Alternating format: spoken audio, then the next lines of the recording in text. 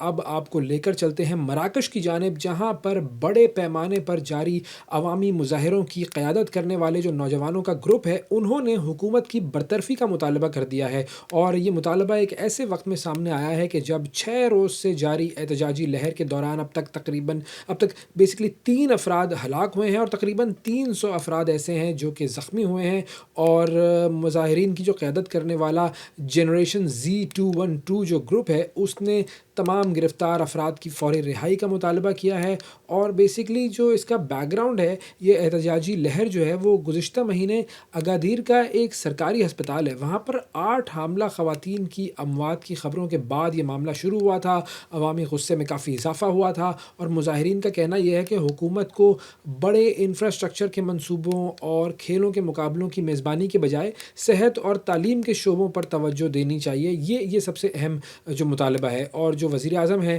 عزیز اخنوش، انہوں نے اپنے پہلے عوامی خطاب میں، جو مظاہروں کے بعد ان کا پہلا عوامی خطاب تھا، اس میں انہوں نے کہا کہ حکومت جو ہے وہ احتجاج کرنے والوں کے مطالبات پر بات چیت کے لیے تیار ہے، اور انہوں نے جو ہے وہ جو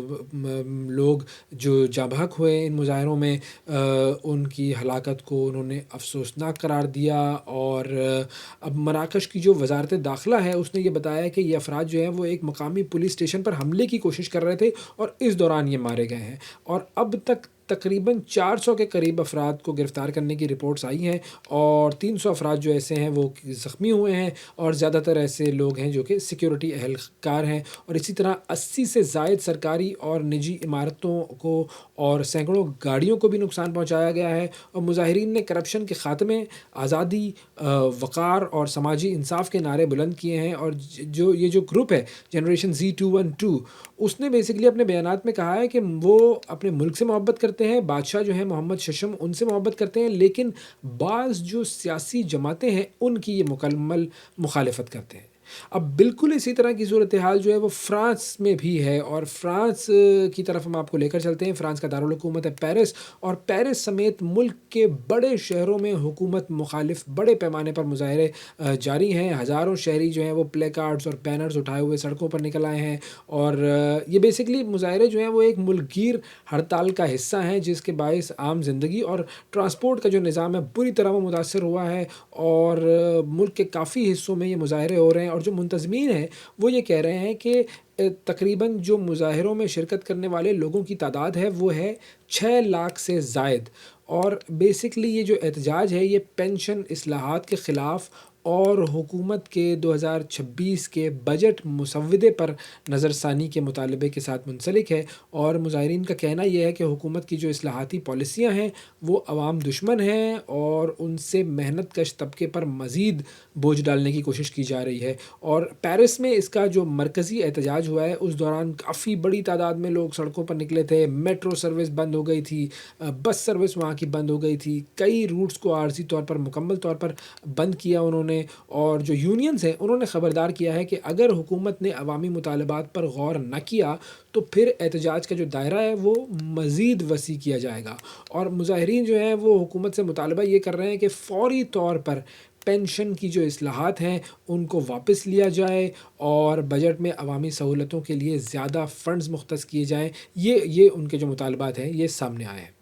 آگے بڑھتے ہیں جی، اور اب بات کرتے ہیں امریکی سینٹ میں جو حکومتی شٹ ڈاؤن کو ختم کرنے کی کوشش تھی وہ ایک بار پھر ناکام ہو گئی ہے۔ ہم نے آپ کو بتایا تھا کہ امریکہ میں اس وقت جو حکومتی نظام ہے وہ شٹ ڈاؤن کا شکار ہے، اور اب ریپبلکن پارٹی کا جو فنڈنگ بل ہے وہ محض 44 ووٹ حاصل کر سکا، اور اس کی مخالفت میں 54 ووٹ پڑے۔ اور اسی طرح جو ڈیموکریٹ پارٹی کا جو قلیل المدتی فنڈنگ بل تھا وہ بھی ناکام ہو گیا۔ امریکی جو میڈیا ہے اس کے مطابق اب حکومتی جو شٹ ڈاؤن ہے وہ اگلے ہفتے تک طول پکڑ گیا ہے، اور اس کے نتیجے میں ہزاروں سرکاری ملازمین کی برطرفیاں آج سے شروع ہونے کا امکان ہے۔ اور وائٹ ہاؤس نے مختلف ایجنسیوں میں کٹوتیوں کے لیے ایک فہرست بھی بنا لی ہے۔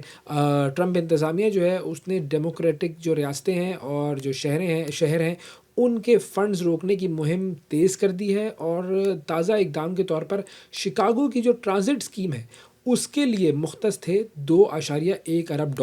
وہ منجمد کر دیے گئے ہیں۔ اور اس سے پہلے کی بات کی جائے تو مجموعی طور پر $28 ارب کے منصوبے جو ہیں وہ روکے جا چکے ہیں۔ اور بجٹ ڈائریکٹر جو ہیں ریس ووٹ، انہوں نے یہ دعویٰ کیا ہے کہ یہ اقدام اس لیے کیا گیا ہے تاکہ فنڈز جو ہیں وہ نسلی بنیادوں پر ٹھیکے دینے کے لیے استعمال نہ ہو، تو یہ ان کے پاس ایک ریزن ہے جو کہ وہ دے رہے ہیں۔ اب امریکہ کی تاریخ کی اگر بات کی جائے تو اس میں یہ 15واں شٹ ڈاؤن ہے، اور اس کے دوران تقریباً 2 ملین وفاقی ملازمین ایسے ہیں کہ جن کی تنخواہیں روک دی گئی ہیں، اگرچہ جو فوجی اہلکار ہیں اور جو ایئرپورٹ سیکیورٹی اور بعض دیگر شعبے جو ہیں وہ کام جاری رکھیں گے، لیکن لاکھوں سرکاری ملازمین جو ہیں وہ آج سے فارغ کر دیے جائیں گے۔ اچھا، اس کے علاوہ جو سرکاری تحقیقاتی جو منصوبے ہیں، مالیاتی نگرانی اور کافی ساری سروسز جو ہیں وہ معطل ہو چکی ہیں، اور اگر ہم کچھ مزید نمبرز کی بات کریں تو امریکی حکومت کا تقریباً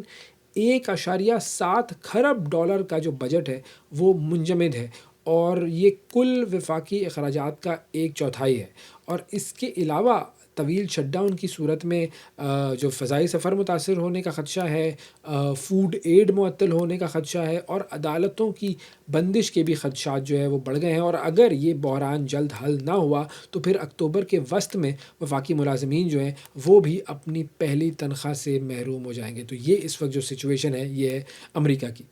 امریکہ سے آپ کو ہم لے کر چلتے ہیں انگلینڈ کی طرف، جہاں پر چرچ آف انگلینڈ نے سارہ ملالی کو نیا آرچ بشپ آف کینٹربری نامزد کر دیا ہے، اور وہ اس عہدے پر فائز ہونے والی پہلی خاتون ہوں گی، اور دنیا بھر کے 8.50 کروڑ جو اینجلیکن مسیحی ہیں ان کی روحانی سربراہ بنے گی، اور سارہ مالی جو ہیں وہ سابق آرچ بشپ جسٹن ویلبائے ان کی جگہ لیں گی، اور جسٹن نے بچوں کے ساتھ زیادتی کے اسکینڈل کی پردہ پوشی کے الزام کے بعد پھر انہوں نے گزشتہ برس استعفیٰ دیا تھا۔ 63 سال کی خاتون ہے سارہ ملالی، اور ان کی تقرری کی جو باضابطہ جو تقریب ہے وہ ہوگی جنوری 2026 میں کینٹربری کیتھیڈرل میں، اور اس سے قبل وہ لندن کی بشپ کے طور پر بھی خدمات انجام دے رہی تھیں۔ اچھا، اب انگلینڈ کی 500 سالہ تاریخ کو اگر دیکھا جائے تو اس میں پہلی بار یہ خاتون آرچ بشپ بنی ہیں سارہ ملالی، اور ان کی جو پہلی تقریر تھی اس میں انہوں نے برطانیہ میں بڑھتی ہوئی یہود دشمنی کی بات کی ہے، اور انہوں نے کہا ہے کہ جی اینٹی سیمیٹزم جو ہے وہ کافی بڑھ گیا ہے، پھر نسل پرستی کی بھی انہوں نے بات کی، ہجرت کے مسائل جو امیگرینٹس کے مسائل ہیں اس کے اوپر بھی انہوں نے بات کی، اور انہوں نے یہ کہا کہ چرچ کی ذمہ داری ہے کہ وہ ہر قسم کی نفرت کے خلاف کھڑا ہو۔ سارہ ملالی کی جو تقرری ہے اس پر چرچ کے اندرونی اختلافات ایک بار پھر سامنے آ گئے ہیں، اور چرچ آف انگلینڈ نے 2014 میں پہلی بار خواتین کو بشپ بنانے کی اجازت دی تھی، لیکن جو اینگلیکن کمیونین ہے اس کے کئی قدامت پسند ممالک یعنی کہ نائجیریا ہو گیا، یوگینڈا، روانڈا، ان کے چرچ آج بھی خواتین بشپ یا پادریوں کو بائبل کی تعلیمات کے خلاف سمجھتے ہیں، اور جو گلوبل اینگلیکن فیوچر کانفرنس کے رہنما ہیں ریورنڈ لارنٹ مبانڈا، انہوں نے یہ کہا ہے کہ بشپ ملالی کی جو تقرری ہے وہ چرچ میں مزید تقسیم کا باعث بنے گی، کیونکہ زیادہ تر اینگلیکن جو ہے وہ اب بھی مانتے ہیں کہ بائبل مردوں کو ہی بشپ بننے کی اجازت دیتی ہے، تو چرچ کا جو ایونجلیکل جو دھڑا ہے اس نے بھی اس فیصلے پر تنقید کرتے ہوئے کہا ہے کہ چرچ جو ہے وہ اپنے تعلیمات سے اور اپنے صحیفوں سے دور ہو رہا ہے، اور اس کے برعکس اگر ویٹیکن کی بات کی جائے یا برطانوی بادشاہ چارلز سوم کی بات کی جائے تو انہوں نے سارہ ملالی کو مبارکباد دی ہے۔ تو یہ ہے جی صورتحال اس وقت چرچ کی۔